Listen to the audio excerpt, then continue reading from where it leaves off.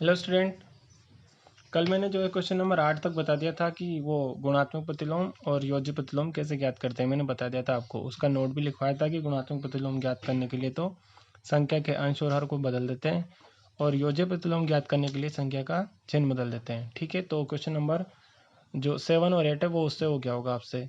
ठीक है, अब क्वेश्चन नंबर 9 की बात करते हैं हम। क्वेश्चन नंबर 9 क्या है कि परिमेय संख्या दे रखी है हमें 5/7, इसको गुणा करना है किससे 7/15 -7/15 के व्युत्क्रम, मतलब इसके उल्टा से गुणा करना है अपन को।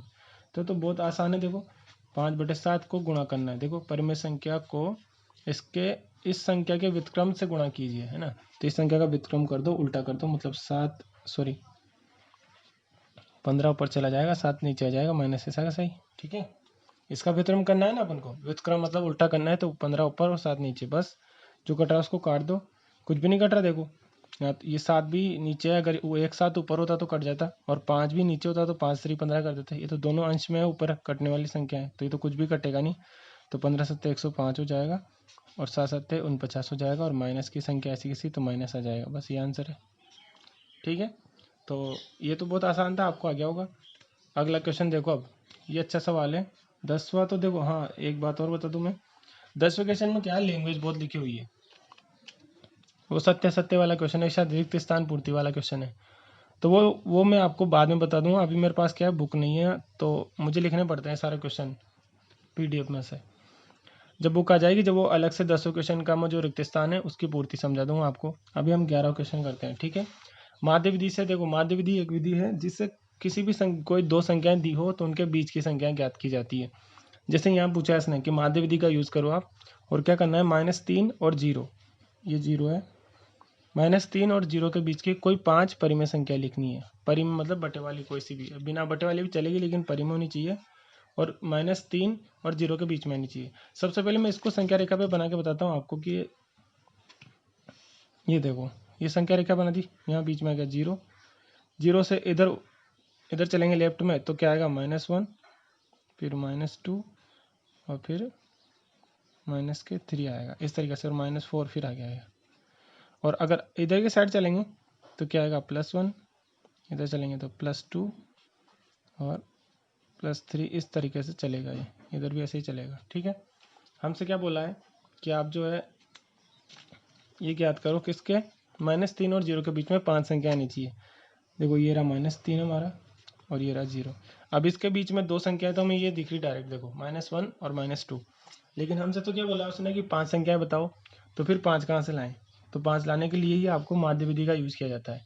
माध्य विधि क्या होती है, तो सुनो, देखो माध्य विधि क्या कहती है कि जिन दो संख्याओं के बीच में आपको परिमेय संख्या चाहिए, उन दोनों को जोड़ो और 2 का भाग लगा दो। जैसे देखो माध्य विधि क्या कहती है, ये माध्य विधि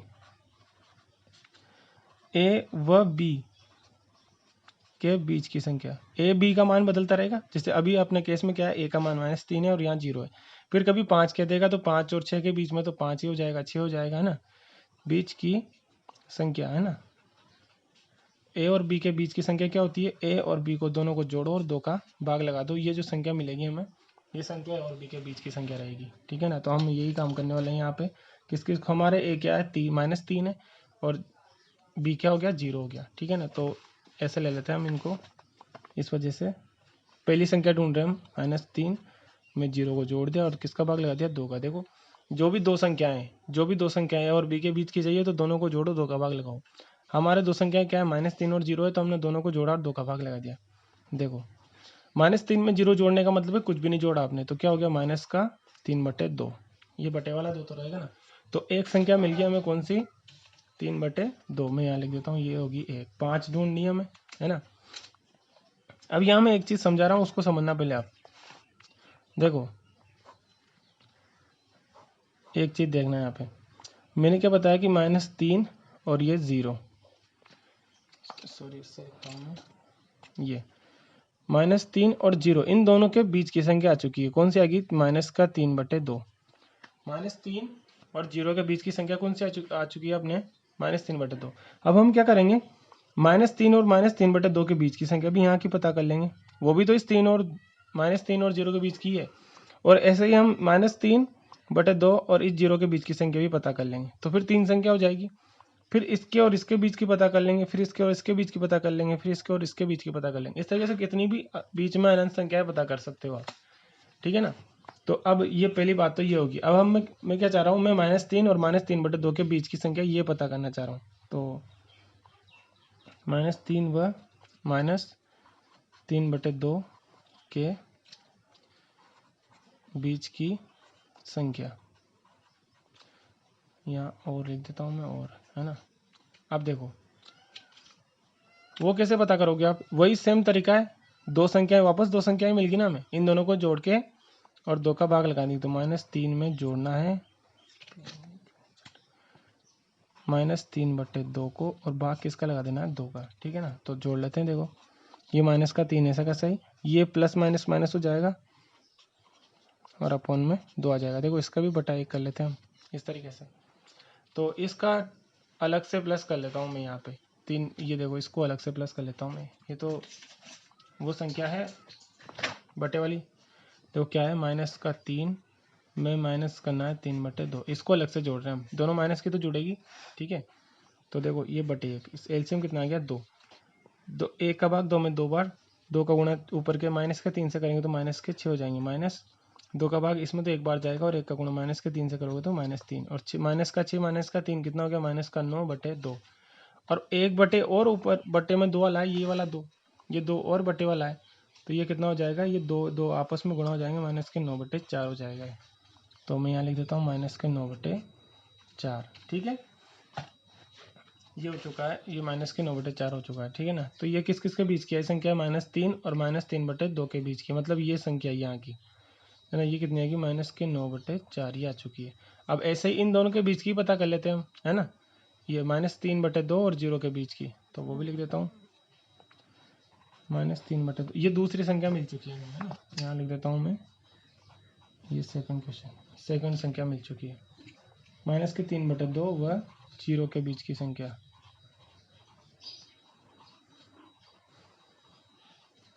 तो कैसे पता करेंगे, वही दोनों को जोड़ लो, माइनस इन दोनों को ही, -3/2 में 0 जोड़ो और 2 का भाग लगा दो। तो देखो 0 जोड़ने का मतलब है कुछ भी नहीं जोड़ा आपने, तो -3/2 के बटे में 2 आ गया एक और, तो ये दो ही आपस में गुणा हो जाते हैं। देखो ऐसे होता है, अगर किसी को समझ में नहीं आ रहा हो तो मैं एक बार बता देता हूँ इसको कैसे होता है। ये -3/2 में आपको भाग लगाना है किसका, 2 का, है ना। तो ये वाला 2 जो है इस 2 के साथ आ जाता है गुणा में, और ऊपर 3 रह जाता है, और ये 2 × 2 बन जाता है, और ये कितना हो गया, -3/4, ठीक है। ये वाला 2 इसके साथ गुणा में रहता है, तो -3/4 ये होगी तीसरी संख्या हमारी। ये देखो ये थर्ड नंबर की संख्या होगी। हमें 5 संख्याएं पता करनी है, बस ऐसे ही करते जाएंगे। अब हम क्या करेंगे, देखो यहाँ भी लिख देता हूँ मैं,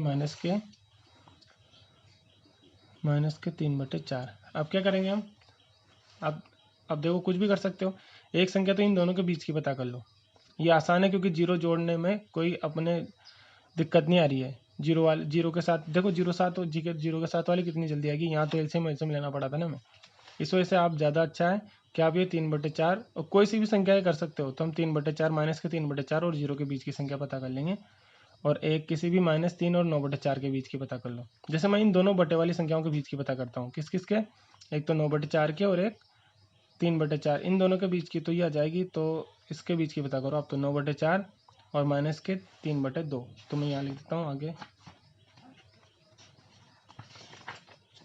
ये देखो -3/2 व -9/4 के बीच की संख्या है ना, ये संख्या। तो वही दोनों को जोड़ना है, ये दोनों को जोड़ना है, और किसका भाग लगा देना है, 2 का भाग लगा देना है। तो देखो ये दोनों माइनस के हैं, -3/2, और ये माइनस, ये भी देखो प्लस और माइनस माइनस हो गया, 9/4, और इन सब के बटे में कितना है, 2 है। तो इसको दोनों को अलग से जोड़ लेते हैं अपन, यहाँ जोड़ लेते हैं। देखो -3/2 में -9/4, इन दोनों को जोड़ रहे हैं, दोनों का एलसीएम हो गया 4, 2 का भाग इसमें 2 बार जाएगा, और ऊपर वाले 3 से गुणा करेंगे तो -6 हो जाएगा, ठीक है। 4 का भाग इसमें 1 बार जाएगा, और 9 से 1 का गुणा करेंगे तो यही, और 9 से कितना हो गया, -15/4, ठीक है ना। ये 15/4 तो ऊपर वाली संख्या होगी, देखो -15/4 तो ऊपर वाली संख्या, और बटे वाला 2 भी ऐसा का सही है। तो ये 4 इस 2 के साथ गुणा हो जाएगा, माइनस के 15/4 दूनी 8 हो जाएगा। देखो एक संख्या तो ये पता होगी, ये कौन सी संख्या होगी हमारी, 4th नंबर की, है ना। अब एक वो मैंने बताया था 0, दोबारा देख लो यहाँ पे, ये माइनस के 3/4 और 0 के बीच की संख्या पता कर लेंगे। ये देखो माइनस के 3/4 व 0 के बीच की संख्या, ठीक है। और वही सेम तरीका है, माइनस के 3/4 में 0 को जोड़ो और 2 का भाग लगा दो। 0 जोड़ने का मतलब है कुछ भी नहीं जोड़ा आपने, तो बस वही माइनस के 3/4 ही रहा और बटे में 2 और है, तो ये 4 इस 2 के साथ गुणा हो जाएगा, माइनस के 3/8 बन जाएगा, 4 दूनी 8 हो गया। बस ये 5 नंबर की संख्या होगी हमारी और ये हमारा आंसर है। बस 5 संख्या पता कर लिया हमने, ठीक है। तो मेरे ख्याल सबको समझ में आ गया होगा अच्छे से। इस तरीके से आप इसके 2 पार्ट और बच रहे हैं तीसरे क्वेश्चन के, वो मैं आपको होमवर्क में देता हूँ, उसका फोटो खींच के मैं आपको भेज दूंगा, ठीक है, वो दोनों क्वेश्चन का। ये जो 11वां क्वेश्चन है इसके 3 पार्ट हैं। ये देखो ये 11वां क्वेश्चन है माध्य विधि वाला, इसके 3 पार्ट है, पहला मैंने बता दिया, 2 पार्ट आपको करने हैं। ओके।